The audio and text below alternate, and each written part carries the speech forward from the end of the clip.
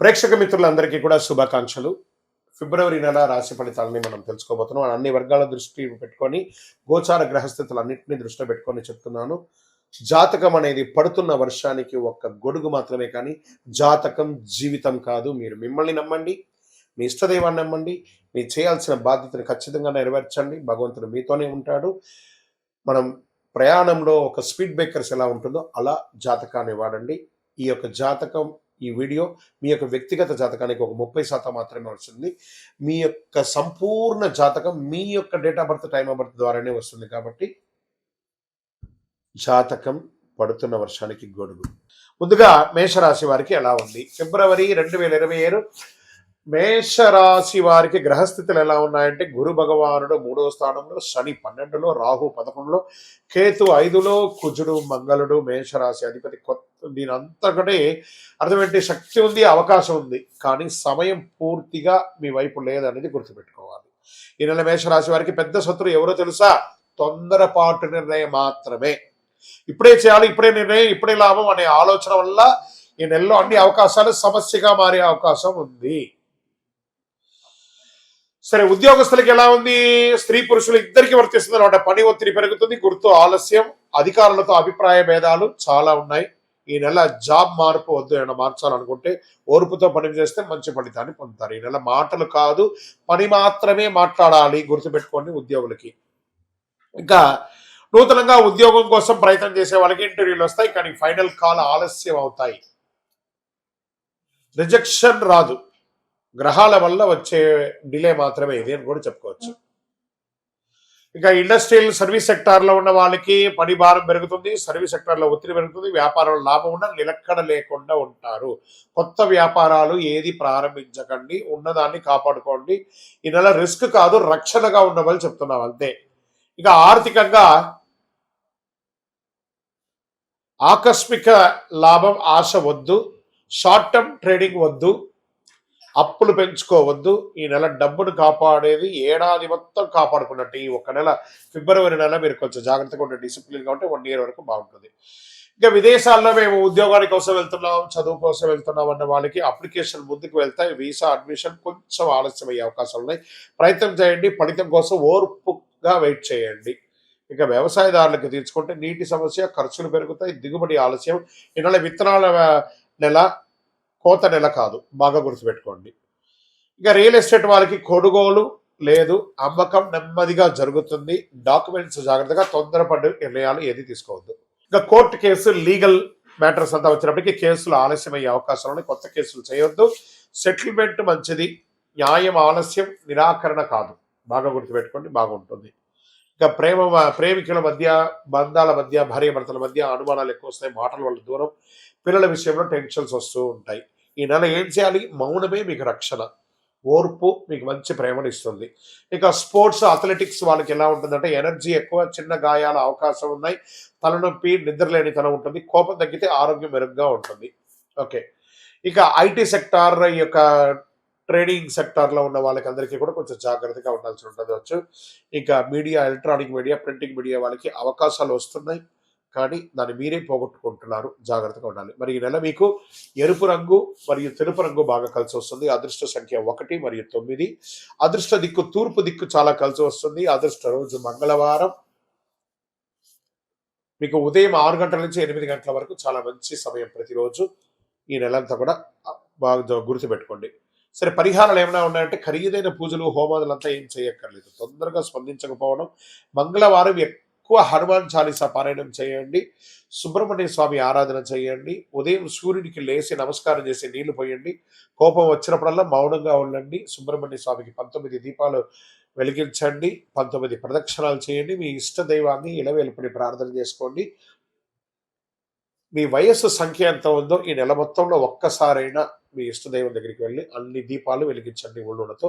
ఇక్కడ మీ యొక్క వ్యక్తిగత జాతకానికి మా నంబర్కి మీరు మీ యొక్క పేరు, date of birth, time of birth, place of birth WhatsApp చేయండి. మా అడ్మిన్స్ మీకు రెస్పాండ్ అవుతారు. మీ యొక్క ఇష్టదైవ దేవాలయంలో మీ వయస్సు ఎంత ఉందో అన్ని దీపాలను నెలకొకసారి వెలిగించండి.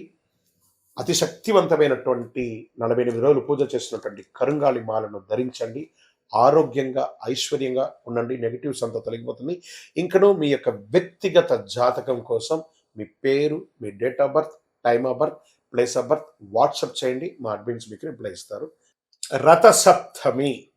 ఈ రథసప్తమి అంటే ఏంటి అసలు? అసలు ఎందుకు చేయాలి? ఆ రోజు చేయవలసిన విశేషాలు ఏంటి అంటే సూర్య జయంతి అని కూడా చెప్పచ్చు. ఆరోగ్యాన్ని ఇచ్చే ఒక అద్భుతమైనటువంటి ఒక డే, హెల్త్ డే అని కూడా చెప్పచ్చు. అందరికీ నమస్కారం. రథసప్తమి అంటే కేవలం ఒక పండుగ కాదు, ఇది సూర్యుని యొక్క మహోత్సవం. అందరూ కూడా సూర్య నమస్కారం అంటుంటారు చూసారు. ఆ 12 నమస్కారాలు బెండ్స్ అంతా చేయకుండా సూర్యుడికి చేసుకుంటే శరీరంలో ప్రతి అవయవం కదులుతుంది. ఫస్ట్ ఆరోగ్యం అంటేనే సూర్యుడు, సూర్యుడు అంటేనే ఆరోగ్యం. మాఘమాసం శుక్లపక్షం సప్తమి తిథి నాడు సూర్యుడు తన దివ్య రథంపై ఉత్తరాయణ ప్రయాణం ప్రారంభిస్తారు. శాస్త్ర విశ్వాసం ఇది. అంటే దక్షిణాయనం అయ్యి ఉత్తరాయణ ప్రారంభం కావాలి కదా. 7 గుర్రాల మీద కూర్చొని, రథం మీద కూర్చొని సూర్యుడు తన యొక్క యాత్రను ప్రారంభిస్తున్నట్ట 7 దిక్కులకి. అంటే అందరూ ఆరోగ్యంగా ఉండాలని ఆయన ప్రారంభించేశారు. అందుకని దీన్ని సూర్య జయంతి అని కూడా అంటారు.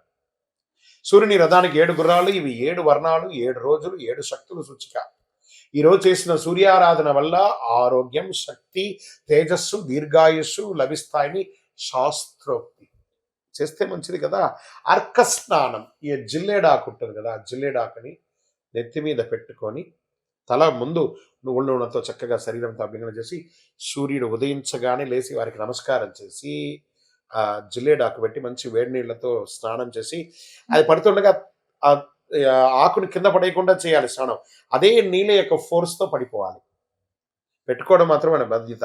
అది జిల్లేడాక అంటే అవును, అక్కడే శ్వేతార్క మూల నివాసాయ. ఆయన శ్వేతార్కం అంటే ఆయనకి చాలా ఇష్టం, తెల్లటి జిల్లేడు అంటే. ఆ అర్కం ఎలా పెట్టుకోవాలి?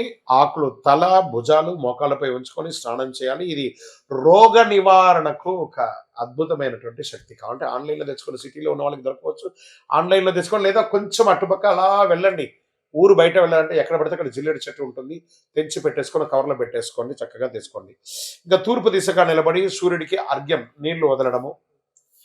ఓం హ్రీం హ్రీం హ్రౌం సహ సూర్యాయ నమః అనే మంత్రాన్ని జపం చేసి నీళ్లు వదలండి. మళ్ళీ చెప్తున్నా, ఓం హ్రీం హ్రీం హ్రౌం సహ సూర్యాయ నమః అని 7 సార్లు కానీ 12 సార్లు కానీ నీళ్లు వదిలి జపం చేయండి.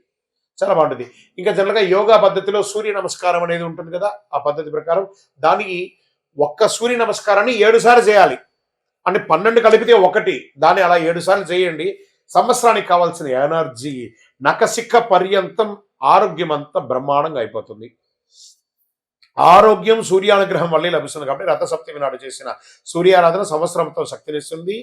అద్భుతమైనటువంటి విశేషాలు పొందుతా. ఈరోజు ఏం చేయాలి? ఉదయం లేవగానే అద్భుతంగా పెద్దవాళ్ళకి నమస్కారం చేయాలి. మంచి ఒక చెట్టు నాటాలి. ఒక్క చెట్టు అయినా ఈరోజు నాటాలి అని చెప్పడం ఆరోగ్యం.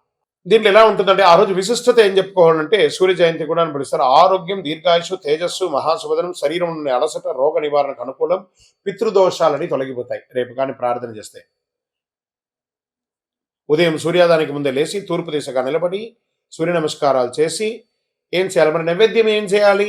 బెల్లం పొంగలి, తీపి పొంగలి, గోధుమ, బెల్లం, నెయ్యి ఇవన్నీ కూడా దానం ఇయ్యచ్చు, నైవేద్యంగా పెట్టచ్చు. మహాశివరాత్రి ఫిబ్రవరి 15వ తారీఖున 2026 మహాశివరాత్రి వస్తుంది.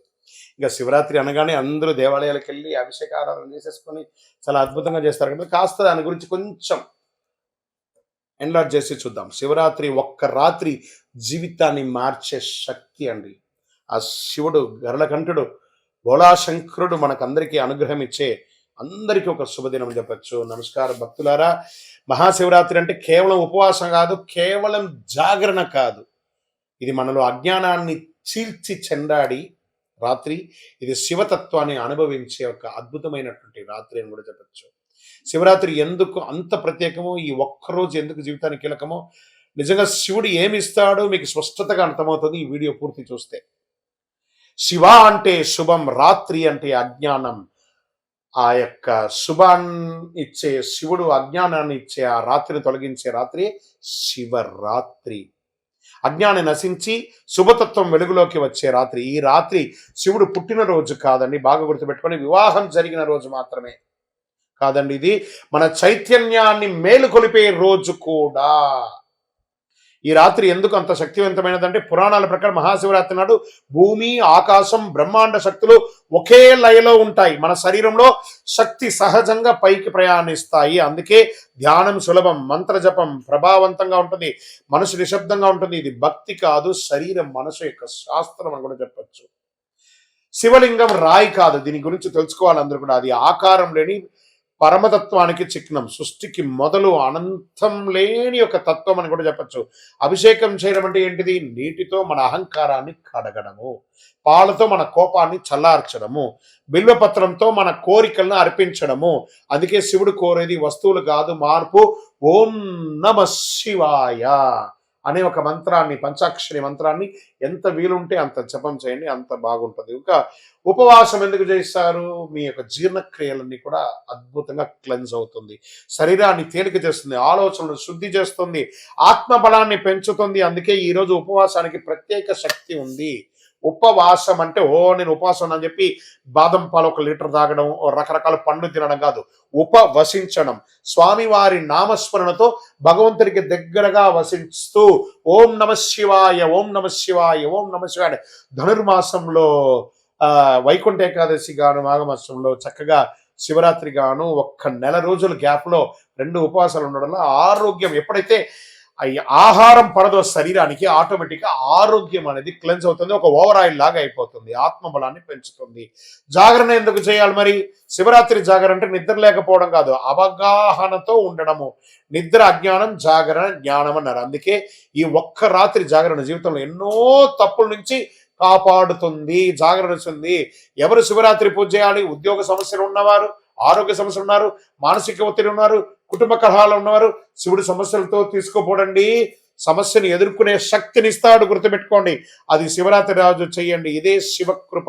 శివరాత్రి రోజు ఏం చేయాలి? సాధ్యమైనంత వరకు ఉపవాసం ఉండాలి, శివనామస్మరణ చేయాలి, బిల్వపత్రార్చన చేయాలి, కొద్దిసేపు మౌనం ఉండాలి, రాత్రి ధ్యానం లేదా మంచి కథ, శివకథ వినండి చక్కగా. అందుకని సినిమాలకు వెళ్ళి టైం పాస్ చేయడం కాదు. భయం అవసరం లేదు, ఖరీదైన పూజ అక్కర్లేదు, భక్తి అవగాహన చాలండి. ఎవ్వరు చెప్పిన శివరాత్రి నిజం, ఇది గుర్తుపెట్టుకోండి. శివుడు కోరికలు తీరుస్తాడు అనుకుంటే అది భక్తి, శివుడు మనల్ని మారుస్తాడు అనుకుంటే అది జ్ఞానం. మహాశివరాత్రి కోరికల పండగ కాదు, చైతన్య పండగ. మహాశివరాత్రి మీ జీవితంలో శాంతి, స్థిరత్వం, శివతత్వం ప్రసాదించాలని ఓం నమ శివాయ. అందరూ ఆయురారోగ్య ఐశ్వర్య భోగభాగ్యాలతో ఉండాలని అఖిలాండ కోటి బ్రహ్మాండ నాయకుడు ఆ యొక్క కైలాసనాథుని ప్రార్థన చేసుకుంటున్నాం. ఓం నమ శివాయ, ఓం నమ శివాయ, ఓం నమ శివాయ.